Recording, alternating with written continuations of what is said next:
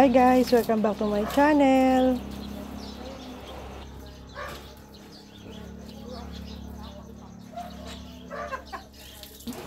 For today's video guys, tara muna tayo, car wash, moto wash.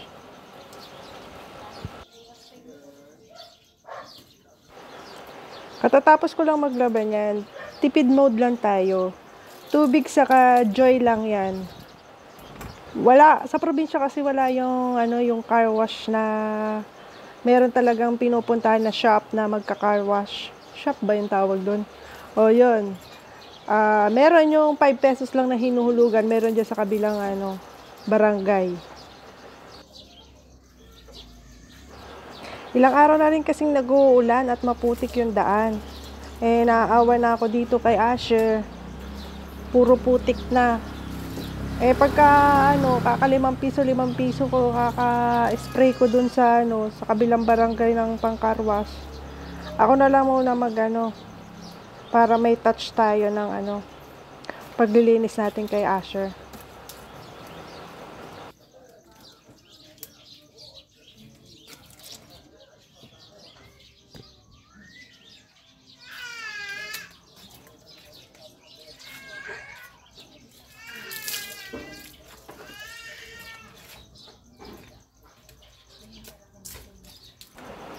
Yun. Kaya mas gusto ko yung mugs mas madali siyang linisin kaysa sa rayos. Pero okay lang. Kahit na pa naman yung motor natin. Basta yan. Mas maganda kasi malinis. Kaysa putik-putik. Para talagang para tayo nagte-trail lagi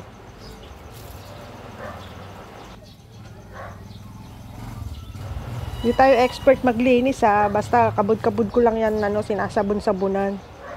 Yung pampunas ko nga, basahan lang yan na kung aning-aning lang. Yung mga basahan na bilog yun yung mga pinatutuyo ko dyan.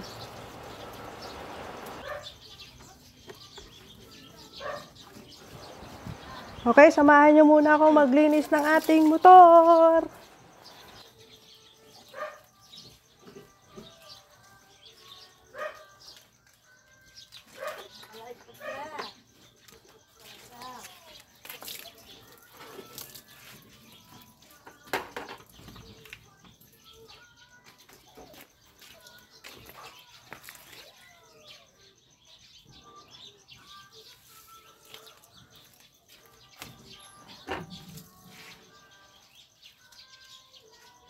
Tayo po'y maglinis. Linis po tayo.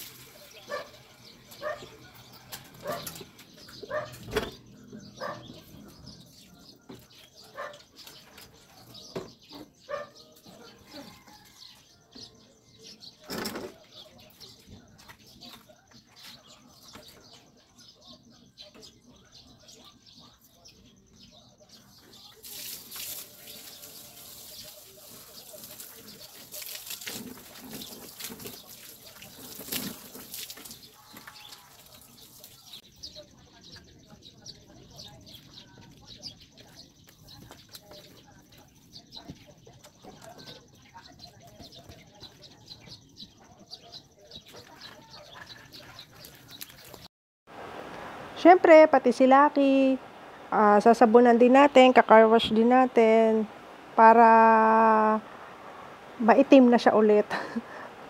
Gwapo na siya ulit. Oh, 'di ba? Maputik na rin kasi siya, eh, oh. Ang sarap kayang magmotor na malinis yung motor natin. Sarap mag-rides.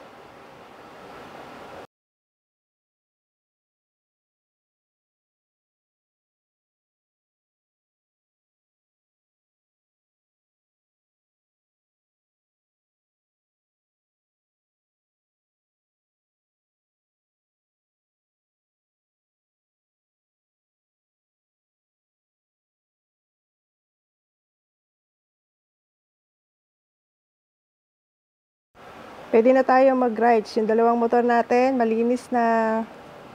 Yan, oh, tipid mode. Tayo na mismo yung naglinis. Ayan. Ayan, sinasabi ko pagka-raayos kasi, isa-isa ko pa yan.